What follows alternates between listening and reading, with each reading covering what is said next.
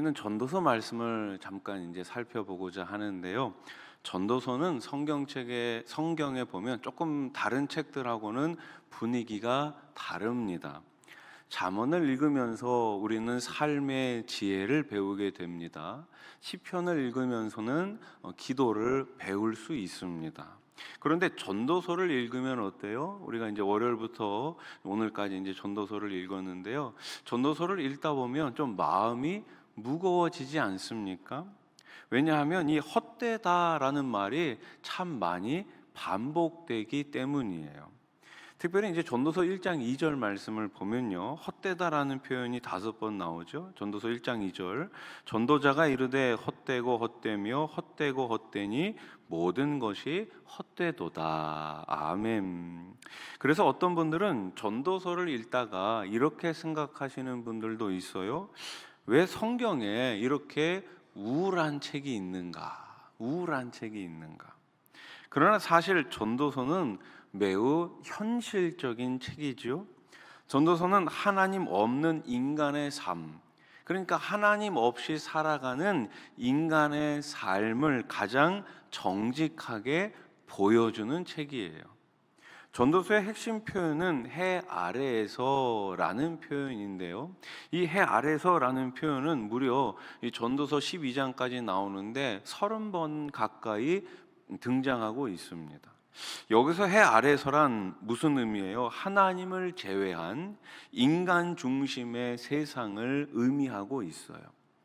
하나님 없이 살아가는 인생, 오직 눈에 보이는 것만 추구하는 인생, 죽음 이후를 생각하지 않는 인생을 가리켜 지금 전도자는 해 아래서라는 표현을 사용하고 있습니다. 그래서 전도자는 해 아래에서 살아가는 우리들에게, 이 글을 읽는 독자들에게 질문을 하고 있어요. 무슨 질문을 하고 있습니까? 돈으로 행복할 수 있는가? 성공으로 만족할 수 있는가? 젊음을 영원히 붙잡을 수 있는가?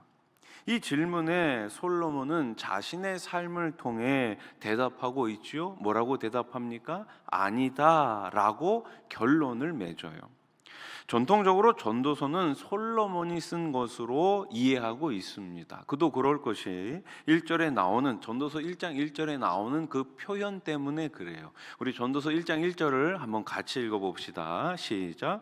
다윗의 아들 예루살렘 왕 전도자의 말씀이라. 아멘. 여기 두 가지 표현이 나오죠. 다윗의 아들, 그리고 또 하나 뭐예요? 예루살렘 왕. 이 말씀을 유추해서 아마 이 전도자는 아마 솔로몬일 것이다, 그렇게 이해해 왔습니다.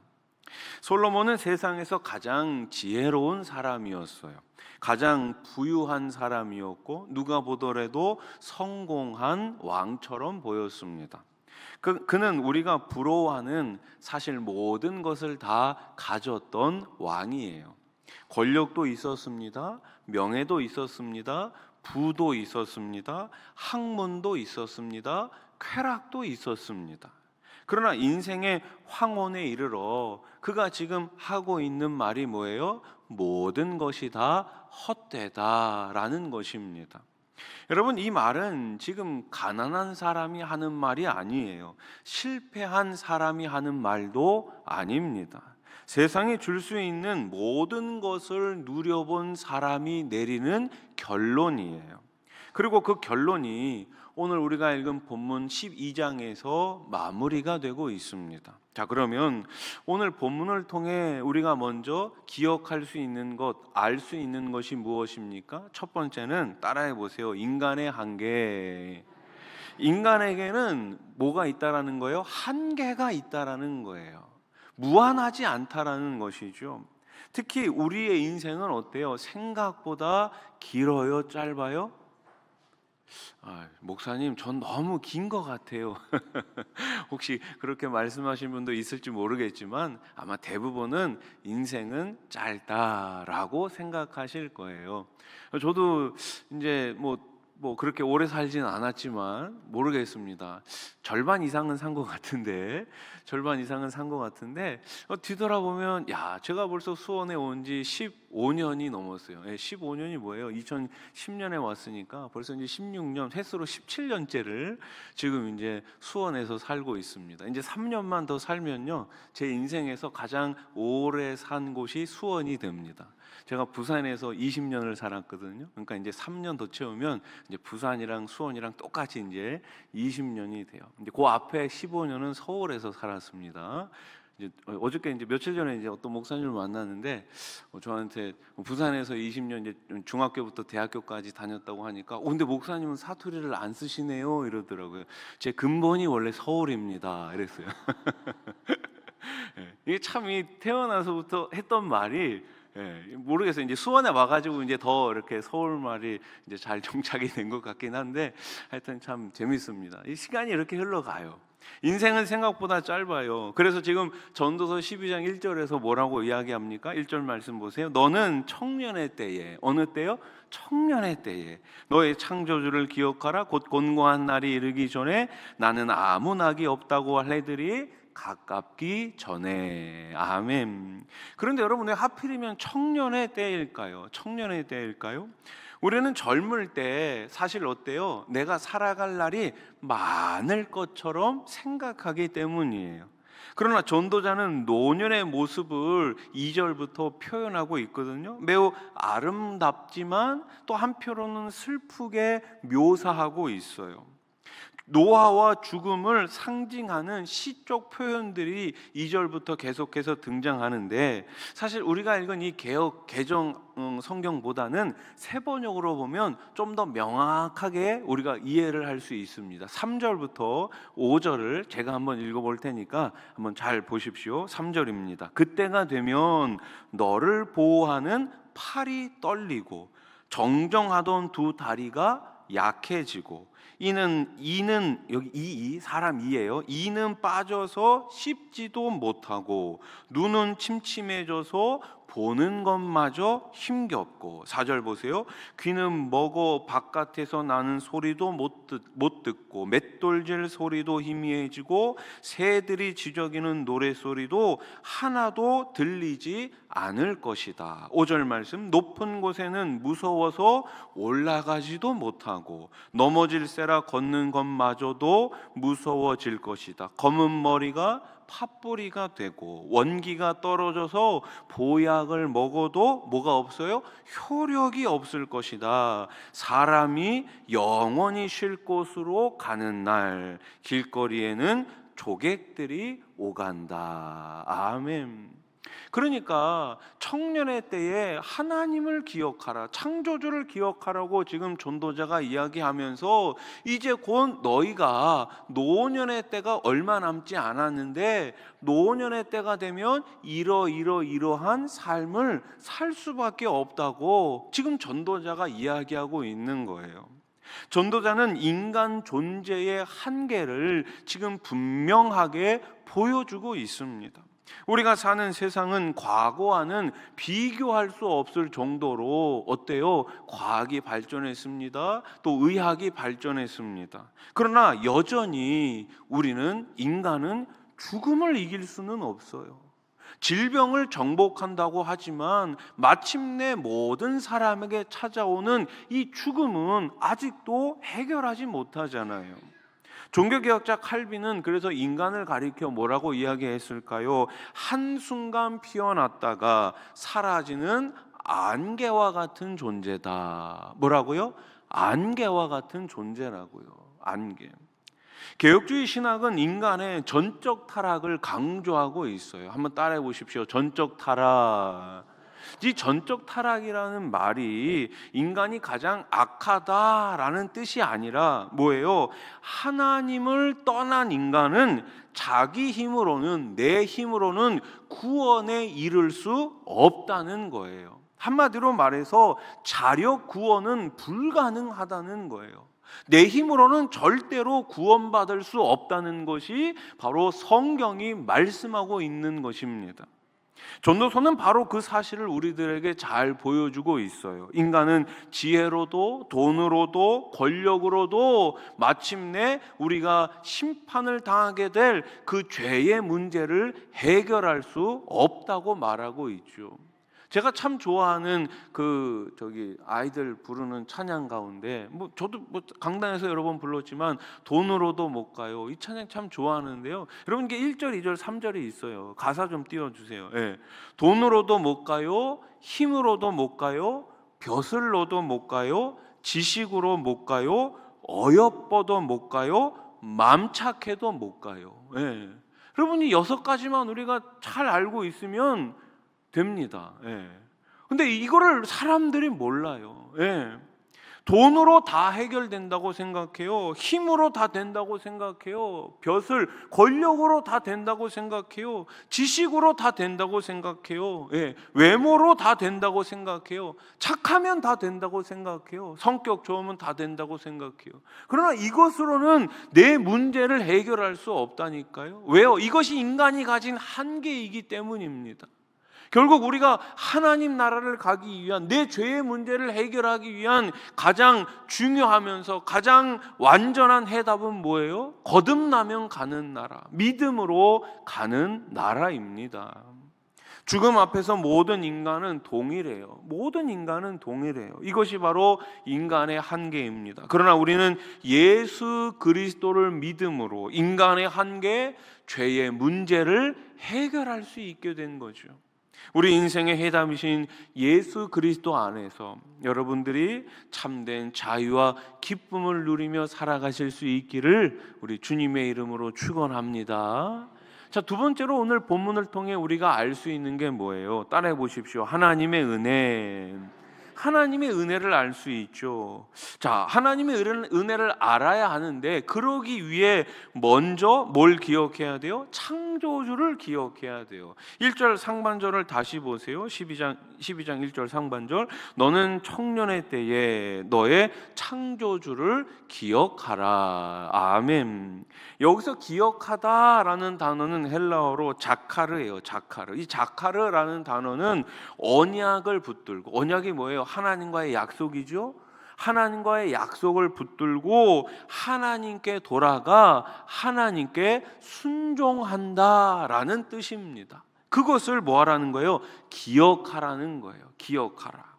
전도자는 죽기 전에 하나님을 기억하라고 말하지 않았어요. 뭐라고요? 언제요? 청년의 때에 그 하나님을 기억하라고 말하고 있죠. 왜입니까? 인생의 목적은 뭐예요? 우리 인생의 목적이 무엇입니까? 늙어서 하나님께 가는 게 아니에요. 죽은 다음에 천국 가는 게 우리의 목적이 아니에요. 우리의 목적은 뭐예요? 평생 하나님과 함께 동행하는 것입니다. 지금 내가 예수님을 믿는 그 순간부터 하나님과 영원토록 함께 동행하는 것이 우리 신앙생활의 가장 큰 이유요, 가장 큰 목적임을 믿으시기 바랍니다.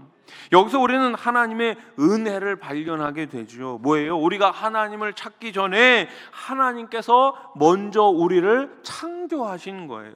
우리가 하나님을 사랑하기 전에 하나님께서 먼저 찾아와 주셔서 저와 여러분들을 사랑해 주신 거예요. 로마서 5장 8절 말씀도 보세요. 우리가 아직 죄인 되었을 때에, 언제요? 죄인이었을 때에 그리스도께서 우리를 위하여 죽으심으로 하나님께서 우리에 대한 자기 사랑을 확증하셨느니라. 아멘. 내가 죄인이 아닐 때 하나님께서 찾아오셔서 나를 사랑해 주신 게 아니라 우리가 여전히 죄인이었지만 그 죄인된 상황에서 하나님께서 예수 그리스도를 보내주셔서 저와 여러분들에 대한 그 사랑을 보여주셨다는 말씀입니다.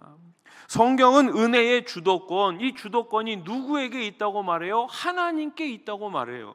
구원은 인간의 결단 이전에 하나님의 선택과 부르심에서 시작됩니다. 전도자는 지금 그것을 말하고 있는 거예요. 너를 만드신 하나님을 잊지 말라. 잊지 말라. 백화점에 갔던 아이가 부모님과 갑자기 떨어지게 됩니다. 부모님을 놓친 거예요. 처음에는 괜찮았어요. 왜 그래요? 백화점을 둘러보니까 자기가 좋아하는 장난감도 있고 먹을 것도 보였습니다. 재밌게 막 돌아다녔어요. 그런데 시간이 지나자 뭘 깨달았어요? 부모님이 안 계신 걸 깨달은 거예요. 부모님이 없다라고 생각이 들자 마음에 뭐가 찾아와요? 불안함이 찾아오는 거예요. 사람은 많았지만 외로웠고 화려한 물건들은 많았지만 두려움은 사라지지 않는 거예요. 결국 아이는 어떻게 해요? 울기 시작하죠. 왜 그럴까요? 장난감이 부족해서가 아니잖아요. 부모를 잃어버렸기 때문이에요. 잠시 후 안내방송이 나왔고 부모를 만난 아이는 그제야 울음을 그치게 됩니다. 같은 백화점이고 같은 사람들인데 부모를 찾자 뭐가 마음에 들어온 거예요? 평안이 들어온 거예요. 여러분, 전도서가 말하는 인간의 모습이 바로 이와 같아요. 세상은 수많은 것들을 계속해서 공급해 주지요. 제공해 줍니다. 돈도 주고 명예도 주고 즐거움도 줍니다. 그러나 창조주를 잃어버리는 순간 인간의 마음은 결코 만족할 수가 없어요. 하나님을 떠난 인생은 그 무엇으로도 영원한 만족을 가질 수가 없다는 것입니다. 왜냐하면 우리는 원래 하나님과 함께 살도록 지음 받았기 때문이에요. 그래서 솔로몬은 말합니다. 청년의 때에 너의 창조주를 기억하라. 길 잃은 아이가 부모를 찾듯이 하나님께 돌아오라는 초청의 메시지입니다. 그렇습니다. 인생의 의미는 나 자신 안에서 찾는 게 아니에요. 나 자신 안에서 찾는 게 아니에요. 창조주 안에서 찾는 것입니다. 물고기가 물을 떠나 살 수 없듯이 인간도 하나님을 떠나서는 참된 만족을 얻을 수가 없습니다. 여러분 모두 주님 안에서 삶의 참된 만족을 회복하실 수 있기를 축복합니다. 여러분, 우리가 전도서를 다 읽게 되면 남는 질문이 있어요. 무슨 질문입니까? 왜 인생은 허무한가? 왜 죽어야 하는가? 왜 만족이 없는가? 전도서는 여기서 끝이 나죠. 구약은 여기서 끝이 나요. 그러나 우리는 이 답을 어디에서 정확하게 찾아볼 수 있을까요? 신약에서 찾을 수가 있습니다. 신약에서 예수님이 등장하시죠. 그리고 예수님이 말씀하십니다. 뭐라고 말씀하십니까? 수고하고 무거운 짐진 자들아 다 내게로 오라. 내게로 오라. 내가 생명의 떡이다. 나는 길이요 진리요 생명이다. 전도서가 말하는 인간의 공허함은 결국 예수 그리스도를 향한 갈망으로 이어지게 됩니다. 전도서는 바로 이 진리를 오늘 저와 여러분들에게 보여주고 있어요. 예수님 없는 성공은 허무합니다. 예수님 없는 부는 공허합니다. 예수님 없는 명예는 아무것도 아닙니다. 그러나 예수님 안에서는 이 모든 것들이 새로운 의미가 됩니다. 일도 예배가 됩니다. 가정도 사명이 됩니다. 고난도 훈련이 됩니다. 죽음조차 영생의 문이 됩니다. 전도서의 최종 해답은 그래서 누구 안에서요? 예수 안에서, 그리스도 안에서 찾을 수가 있어요. 전도서에 계속 반복되는 말, 아까 전에 해 아래서라고 말씀드렸죠. 이 해 아래서란 말은 하나님 없이 살아가는 세상이에요. 오직 눈에 보이는 것만 추구하는 삶이에요. 죽음 너머를 보지 못하는 삶이죠. 솔로몬은 해 아래에서 인생을 철저히 관찰했어요. 그 결과가 무엇이었습니까? 오늘 보면 8절 말씀 우리 한번 같이 읽어봅시다. 시작. 전도자가 이르되 헛되고 헛되도다. 모든 것이 헛되도다. 아멘. 여기 헛되다라는 말은 히브리어로 헤벨입니다. 헤벨. 이 단어의 진짜 뜻은 뭘까요? 그냥 아무것도 없다라는 뜻이 아니라 이 헤벨이라는 단어는 입김, 안개, 숨결이라는 뜻을 가지고 있어요. 추운 겨울날, 여러분 이제 바깥에 우리가 추운 겨울날 다녀보면 입에서 뭐가 나요? 입김이 나오죠. 입김이 나와요. 눈앞에 분명히 보이는 존재하는 것 같지만 이 입김을 손으로 잡으려고 하면 어떻게 돼요? 금방 사라져 버립니다. 이것이 바로 솔로몬이 깨달은 뭐예요? 인생의 실체라는 거예요. 잡으려고 하면 사라지는 것. 해 아래서의 삶이란 하나님을 배제한 삶, 영혼을 잊어버린 삶, 오직 이 땅의 물질과 인간의 수고가 전부라고 믿는 삶을 뜻하고 있습니다. 만약 이 세상에 눈에 보이는 삶이 전부라면 우리의 모든 수고는 결국 죽음이라는 거대한 벽 앞에서 한 자락 안개처럼 끝나고 마는 것이 아니겠습니까? 결국 아무리 열심히 살아도 뭐예요? 100% 헛된 인생일 뿐이죠. 그런데 사도 바울은 우리에게 전혀 다른 세상이 있다고 이야기합니다. 고린도전서 15장 58절, 우리의 모든 수고가 결코 헛되지 않다. 같이 읽어봅시다. 시작. 너희 수고가 주 안에서 헛되지 않은 줄 알미라. 아멘. 전도서 12장은 모든 것이 헛되고 헛되다라고 이야기하는데, 오늘 사도 바울은 고린도서 15장에서 주 안에서 우리의 삶은 절대로 헛되지 않다라고 이야기합니다. 어떻게 안개 같은 인생이 헛되지 않을 수 있습니까? 바울이 강조한 단 한 구절에 들어있죠. 바로 주 안에서입니다. 따라해 보시오. 주 안에서. 전도서가 말하는 해 아래의 절망을 깨뜨리기 위해 해 위에 존재하시는 영원한 창조주 예수 그리스도께서 친히 이 헛된 세상 속으로 걸어 들어오신 거예요. 그리고 우리 인생을 사로잡고 있던 가장 큰 허무의 원인, 즉 죄와 죽음을 십자가에서 온몸으로 받아들이신 거죠. 예수님은 죽음으로 끝나지 않으시고 3일 만에 다시 살아나셨습니다. 부활하셨습니다. 예수님의 부활은 해 아래에 갇혀 죽음으로 끝날 수밖에 없는 인간 역사에 영원이라는 새로운 창문을 열어 젖힌 사건과 같아요. 부활하신 예수 그리스도 안에 붙들려 있는 인생은 이제 더 이상 죽음으로 소멸하는 안개가 아니라 영원으로 이어지는 하나님 나라의 위대한 작품이 됩니다. 여러분, 오늘을 사는 우리는 어떻게 이 전도서의 허물을 이기고 고린도전서의 승리를 누릴 수 있을까요? 바로 사도 바울은 우리에게 이렇게 권면합니다. 58절 상반절 같이 한번 더 읽어봅시다. 시작. 그러므로 내 사랑하는 형제들아, 견실하며 흔들리지 말고 항상 주의 일에 더욱 힘쓰는 자들이 되라. 아멘. 여기서 우리가 자주 하는 오해가 있어요. 오해. 주의 일이라고 하니까 어때요?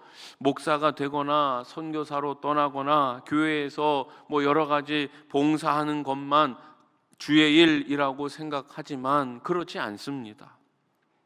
예수 그리스도의 부활을 믿는 성도들에게는 주 안에서 행하는 모든 일이 즉 주의 일이 되는 거예요. 주의 일.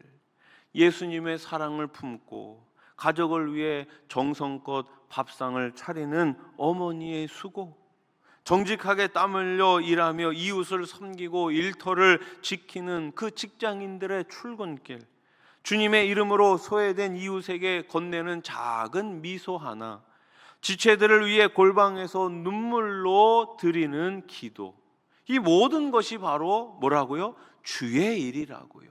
주의 일. 사랑하는 성도 여러분, 우리는 매일 눈을 떠 해 아래의 세상에서 살고 있습니다.